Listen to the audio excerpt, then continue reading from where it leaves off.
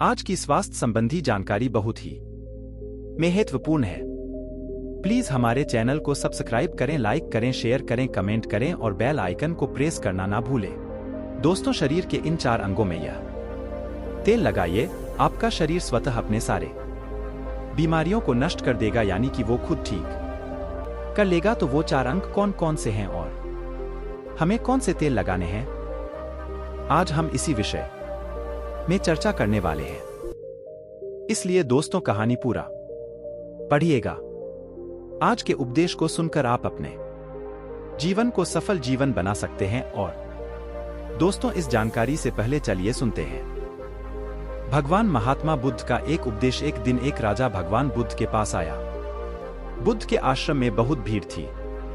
राजा ने भगवान बुद्ध से अनुरोध किया कि वह एकांत में कुछ बुद्ध से कहना चाहते हैं। तथागत बुद्ध बोले, सर्वत्र एकांत है, यही बोलो। फिर राजा ने कहा कि मैं तथागत संन्यास लेना चाहता हूं। बुद्ध गंभीर हो गए। वे बोले कि तुम्हें संन्यास्त होने के लिए दीक्षा के पहले मेरी एक शर्त का पालन करना होगा। राजा ने स्पष्ट किया कि जब दीक्षा लेनी ही है और संन्यास्त होना ही है तो मुझे आपका सभी शर्तें मंजूर है। और फिर तथागत बुद्ध ने आदेश दिया और कहा, अपने कपड़े उतारो, अपने जूते उतारो और नग्न हो जाओ, और इसी नग्न अवस्था में अपने राज के राजमार्गों पर स्वयं को जूते मारते हुए चक्कर लगाकर आओ। राजा असमंजस में पड़ गया। तथागत बुद्ध ये क्या कह रहे हैं? मैं एक राजा हूं, इस तरह से मैं नग्न होऊंगा और नग्न होकर अपनी ही सड़कों पर कैसे खुद को जूते मारते हुए चक्कर लगाओ। लेकिन फिर भी राजा को संन्यास्त होना था, तो उन्होंने भगवान बुद्ध की शर्तें मान ली और वे वैसा ही करने के लिए निकल पड़ा। राजा ने वैसा ही किया। वह नग्न होकर स्वयं को जूते मारते हुए राज्य की सड़कों पर दौड़ने लगा। और यहाँ उसके चले जाने पर शिष्य ने बुद्ध से कहा कि भंते, जब हम आपसे दीक्षा लेने आए थे तब आपने तो ऐसी कठोर शर्त नहीं लगाई थी। आप तो स्वयं करुणा अवतार हैं, फिर आपने राजा के साथ ऐसा कठोर व्यवहार क्यों किया? तब भगवान बुद्ध बोले, जब तुम लोग संन्यास लेने आए थे तब तुम्हारे अहंकार बहुत बड़े नहीं थे, इसीलिए तुम लोगों से घर घर भिक्षाटन करवा के ही काम बन गया। यह तो एक बड़े राजा है, इसका अहंकार भी बहुत बड़ा है। इसलिए जितना बड़ा रोग उतनी बड़ी दवाई, इसलिए महारोग की दवाई भी अधिक शक्तिशाली होती है। किसी कारणवश मैंने इनका परीक्षा भी इतना कठिन किया है। राजा जब इस दशा में अपनी ही प्रजा के सामने से गुजरेगा तो उसका अहंकार चूर चूर हो चुका होगा। राजा ने शाम तक शर्त पूरी कर ली और बुद्ध के चरणों में आकर गिर गया और फिर बोला, तथागत, अब तो मुझे आप दीक्षा देकर मुझे संन्यास्त करें। भगवान बुद्ध ने राजा के सिर पर मुकुट रखा और कहा कि अब तुम्हें संन्यास लेने की जरूरत ही नहीं है।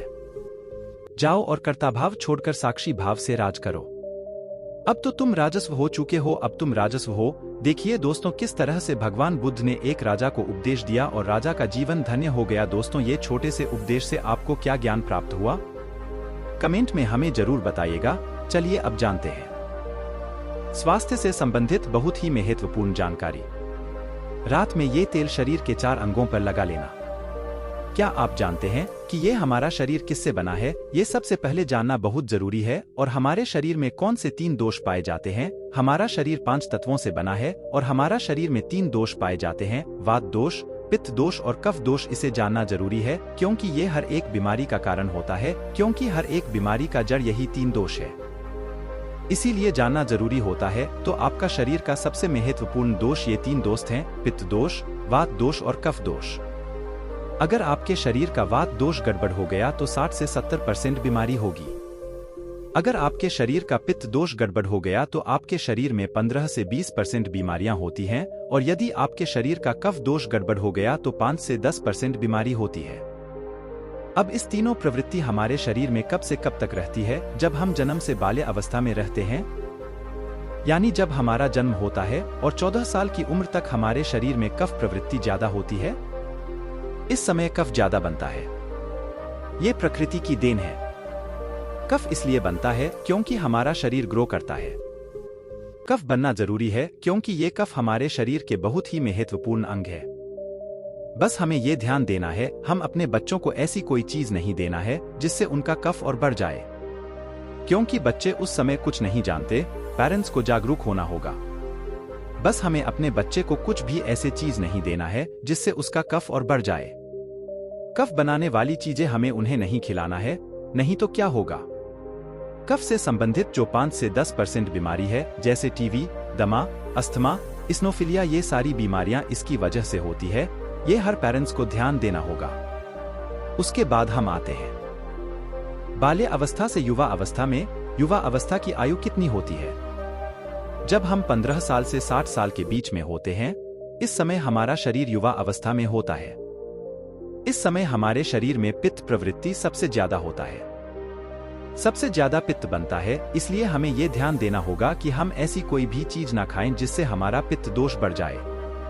अगर हमारे शरीर में पित्त दोष बढ़ जाएगा तो हमारे शरीर में 15 से 20% बीमारियां होती हैं। इसके बाद हमारा आता है वृद्धा अवस्था।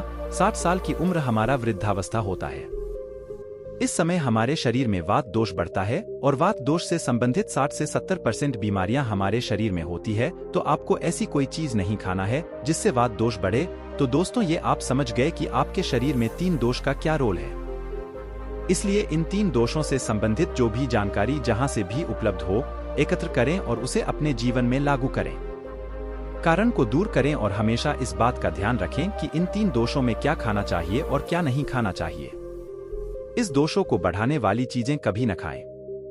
अब आप इन तीनों दोषों के बारे में जान गए हैं, तो अब जान ले कि आपका शरीर 5 तत्वों से कैसे बना है। आपका शरीर 5 तत्वों से बना है और इन 5 तत्वों में प्रोटीन्स, विटामिन, सारे तत्व आते हैं। अब इस 5 तत्वों में और 3 दोषों में जो भी कमी आती है, तभी आपका शरीर बीमार होता है, अन्यथा आपका शरीर बीमार नहीं होता। अब आप समझ गए आपका शरीर बीमार होने का क्या कारण है। जैसे कुछ लोग रोते हैं, भगवान ने हमें ये कष्ट दे दिया, भगवान ने हमें ये बीमारी दे दिया, हमें गैस्ट्रिक अल्सर हो गया, हमें थायराइड, ब्लड प्रेशर, शुगर हो गया। क्यों हो गया? भगवान ने नहीं दिया, आपने खुद पाला है। जब प्रकृति आपको खाना खाने के नियमों का पालन करने के लिए कहती है, पानी पीने के नियमों का पालन करिए, इस प्रकृति का नियम पालन करिए, तो आप क्यों नहीं कर रहे हैं? जबकि हमारा शरीर उसी तत्वों से बना है, प्राकृतिक तत्वों से ही तो बना है। हमारा शरीर भी पानी से ही तो बना है, खाने से ही तो बना है, पोषक तत्वों से ही तो बना है। यह सारे नियमों का आपको पालन करना होगा। अब जब ये हमारा पित्त दोष कह रहा है कि ये चीज नहीं खाई, ये पित्त और बढ़ेगा, तो आप उसे क्यों खाते हैं? पिज्जा बर्गर आप क्यों खाते हैं? चाय आप क्यों पीते हैं? चीनी आप क्यों खाते हैं? मैदा आप क्यों खाते हैं? जब आप ये सारी चीजें खा रहे हैं तो आपके पेट में एसिडिटी बनेगा, आपका पाचन तंत्र बीमार पड़ेगा। तो जब आपका पाचन तंत्र बीमार होगा तो अनेक बीमारियां आपको आएगी। ये तो आप खुद कर रहे हो ना, ब्रह्मांड नहीं दे रहा है, भगवान नहीं कर रहा है, हम आप इसे खुद जाने अनजाने में कर रहे हैं। हम अपने मन को, अपनी जीभ को कंट्रोल नहीं कर पा रहे हैं। तो दोस्तों, ये सारी चीजें आप छोड़ दीजिए। अब बात करते हैं कि हमें अपने शरीर पर कौन सा तेल लगाना चाहिए, कहाँ पे लगाना चाहिए, इस बारे में जानते हैं। आप समझ गए आपके शरीर का निर्माण कैसे होता है। इसे सुरक्षित रखना आपके हाथ में है, इसकी सुरक्षा आप खुद कीजिए। शरीर की 4 महत्वपूर्ण अंग है जिससे आपकी शरीर की सारी नसें जुड़ी हुई है। पहला है पैर का तलवा, दूसरा है नाभि, तीसरा है आपकी नाक और चौथा है आपका सर। ये 4 सबसे महत्वपूर्ण अंग है और इन चारों जगह पर आपको तेल लगाना है। बस यह ध्यान देना है कि आपको कब लगाना है और कैसे लगाना है। तो सबसे पहले चलते हैं। पहला है पैर का तलवा। आपके पैरों के तलवे। जो व्यक्ति रोज सुबह जागकर मॉर्निंग वॉक करता है नंगे पैर जमीन पर या फिर हरी घास पर, तो दोस्तों उसकी आंखों की रोशनी कभी कम नहीं होती। तो इसीलिए आपको पैरों के तलवे में शुद्ध तोरी का तेल लगाना है। इसके अलावा आप शुद्ध सरसों का तेल भी लगा सकते हैं। जब आप रात में सोने जाए तो उसके पहले गुनगुने पानी से अपना पैर धो लीजिए। पैर धोने के बाद बढ़िया से उसे साफ कर लीजिए, सूख जाए जब आप बिस्तर पर लेट जाए, और अपने हाथ से मालिश कर लीजिए। रात में सोते समय यही शुद्ध सरसों का तेल, और जैसे ही आप अपने 5 मिनट दोनों हाथों से मालिश करेंगे, तेल से गर्माहट आएगी, तुरंत ही आपको नींद आना शुरू हो जाएगा। अगर आप नींद का टैबलेट लेते हैं, अगर आप डिप्रेशन में हैं, नींद नहीं आ रहा है, तो ये दूसरे दिन से ही बंद हो जाएगा। आपको नींद की टैबलेट की जरूरत ही नहीं पड़ेगी। आपका पागलपन दूर हो जाएगा। याददाश्त बहुत तेज होती है, दिमाग से संबंधित सारे समस्याएं खत्म, और एक ही बार में आप 10 बजे सो रहे हैं। 4 बजे से पहले आपकी नींद ही नहीं खुलेगी। इतनी बढ़िया नींद आती है तो पैर के तलवे में तेल लगाने से आपके पाचन तंत्र मजबूत होता है, याददाश्त तेज होती है, भूख लगती है, शरीर में शक्ति मिलती है, ऊर्जा मिलती है, यानी कि शरीर की सारी पोषक तत्वों को आपूर्ति कर देता है। दूसरा स्थान है नाभि, जो कि आपके शरीर का सबसे महत्वपूर्ण अंग है। नाभि के पीछे एक पेकोटी ग्रंथि पाई जाती है और इसी पेकोटी ग्रंथि से शरीर की सारी नसें जुड़ी हुई होती है और ये शरीर की सबसे शक्तिशाली ग्रंथि होती है, इसलिए नाभि में तेल लगाना चाहिए। आप देखते होंगे जब आपके घर में छोटा बच्चा होता है तो माताएं उस बच्चे की तेल से मालिश करती थी, लेकिन अब तो बच्चों को तेल लगाना ही बंद कर दिया। पहले माताएं 8 से 10 बार दिन में बच्चे की तेल से मालिश करती थी। वे कहती थी कि हम जितनी बार तेल की मालिश करेंगे उनकी हड्डियां उतनी ही मजबूत होगी। और वो घर पर बना हुआ शुद्ध सरसों का तेल होता था। और वो शुद्ध सरसों घर का तेल और किसका बनाती थे? किसी सरसों को भून करके सरसों को रोल कर पहले जो उसी से मालिश करती थी, पहले वो लगा देती, उसके बाद छोड़ा करके। लेकिन आज फैशन बदल गया है। लोग तरह तरह के केमिकल युक्त तेलों से मालिश कर रहे हैं। ये किसी काम का नहीं। दोस्तों, कंपनियां हमें सिर्फ बेवकूफ बनाती हैं और इससे सिर्फ बीमारियां होती हैं, क्योंकि बच्चों की मालिश के लिए सबसे अच्छा तेल सरसों का है। और गांव के बच्चों को माताएं आज भी सरसों के तेल की मालिश करती है। गांव के बच्चे शहर के बच्चों की तुलना में कितने कमजोर हैं, इसे आप खुद अनुमान लगा सकते हैं। तो दोस्तों, यह नाभि आपके शरीर का सबसे शक्तिशाली हिस्सा है। तो जब माताएं नाभि में तेल की मालिश करती थी तो पहले फूंक मारती थी। फूंक मारने के बाद उसमें तेल लगाती थी और दिन भर में 3 से 4 बार तेल लगाती थी। तो दोस्तों, आपको भी आज से शुद्ध सरसों का तेल रात में सोते समय नाभि में लगाना है। और जब आप नाभि में तेल लगाते हैं तो इसके क्या फायदे होते हैं, आप यह जानकर चौंक जाएंगे। पहला फायदा, आपको अच्छी नींद आएगी। दूसरा फायदा, दिमाग से संबंधित कोई भी समस्या नहीं होगी। तीसरा फायदा, आपका पाचन तंत्र मजबूत रहेगा। चौथा फायदा, आपको भूख बढ़िया लगेगी। पांचवा फायदा, आपके शरीर का सारा दर्द दूर हो जाएगा। छठा फायदा, आपकी आंखों की रोशनी बढ़ जाएगी, यानी कि शरीर के हर एक अंग के लिए फायदेमंद है। तीसरा है, आपकी नाक पैर का तलवा हो गया, नाभि हो गई। अब हम एक कदम आगे चलते हैं, वो है नाक, कान और आंख। तो दोस्तों, आपको नाक में क्या करना है? अगर आपको गाय का शुद्ध देसी घी मिल जाए तो घी की एक बूंद दाईं नाक में और एक बूंद बाईं नाक में, दोनों नाक में एक एक बूंद डालनी है। रोजाना दोनों नाक में एक एक बूंद डाले। इसके इतने फायदे हैं, मैं यहाँ गिनाते गिनाते थक जाऊंगा। आपका पागलपन दूर हो जाएगा। अगर किसी को पागलपन है, अगर पागलपन का इलाज चल रहा है तो 3 से 4 महीने के अंदर पागलपन की दवा बंद हो जाएगी। अगर आपके कान के पर्दे में छेद है तो बिना ऑपरेशन के ठीक हो जाएगा। आपको नींद की समस्या है, नींद की समस्या दूर हो जाएगी। आपकी याददाश्त कमजोर है, याददाश्त आपकी तेज हो जाएगी। शरीर में कमजोरी है, शरीर की कमजोरी दूर हो जाएगी। जुकाम आपको कभी पूरी जिंदगी में नहीं होगा। जुकाम सर्दी की नाक से संबंधित जितनी भी बीमारी है आपको नहीं होगा। चौथा है, आपका सरह अब एक अंग और है जहां से आपका शरीर पूरा दिमाग जुड़ा हुआ है, वो है सिर।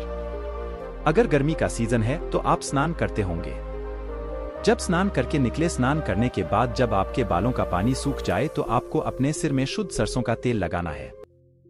जैसे ही आप अपने सिर में सरसों का तेल लगाकर सिर की मालिश करेंगे तो आपको 10 मिनट बाद नींद आना शुरू हो जाएगा। सिर में सोते समय तेल लगाने से कई सारे फायदे हैं, जैसे आपका जो बाल पक रहा होगा वो भी रुक जाएगा। आपको नींद बढ़िया आएगी, दिमाग की याददाश्त पावरफुल होगी, शरीर की शक्ति बढ़ेगी, शरीर की कमजोरी दूर हो जाएगी। यानी कि शरीर की सारी शक्तियां आपको मिलेंगी सिर में तेल लगाने से। तो दोस्तों, आप शुद्ध सरसों तेल को अपने शरीर के इन 4 अंगों पर लगाएं और देसी घी को अपने नाक में डालिए। ये प्रक्रिया आप अपना लीजिए, आपका शरीर स्वस्थ और तंदुरुस्त हो जाएगा। जैसे हमने कहा कि ये हमारा शरीर है, हमारा शरीर हमारे ऊपर डिपेंड है। हम इसे किस तरह से रखते हैं? मान लीजिए एक कपड़ा है, आप उसे कितनी सेफ्टी से रखते हैं? खासतौर पर सफेद कपड़ा हो गया, आप उसे पहनते हैं, पहन के बाहर जाते हैं तो आप उसे बहुत बचा बचा कर रखते हैं कि कहीं गंदे स्थान पर टच ना हो जाए। सफेद कपड़ा है, इसमें दाग लग जाएगा, कितना बचा बचा के चलते हैं और फिर आते ही खूंटी में निकालकर आराम से टांग देते हैं, जिससे उसमें दाग नहीं लगता है, और फिर अगले दिन पहनते हैं और उसको ध्यान से प्रेस आयरन वगैरह करते हैं। तो दोस्तों, ठीक उसी प्रकार इस शरीर की देखभाल आप खुद कीजिए। जितनी आप इस शरीर की देखभाल करेंगे, उतना ही आपका शरीर स्वस्थ व निरोग बना रहेगा। तो जैसे हमने कहा, इसका पालन करिए। आप प्रकृति के नियम का पालन करें दास्ता आज से अभी से आप इन 4 जगहों पर तेल लगाना शुरू कर दीजिए। तो दोस्तों, उम्मीद करता हूं आपको इस कहानी से बहुत कुछ सीखने को मिला होगा। यह कहानी आपको कैसी लगी हमें कमेंट बॉक्स में कमेंट करके जरूर बताएं, और साथ ही इस कहानी को अपने दोस्तों के साथ जरूर शेयर करें ताकि उन्हें भी इस कहानी से कुछ सीखने को मिल सके। धन्यवाद।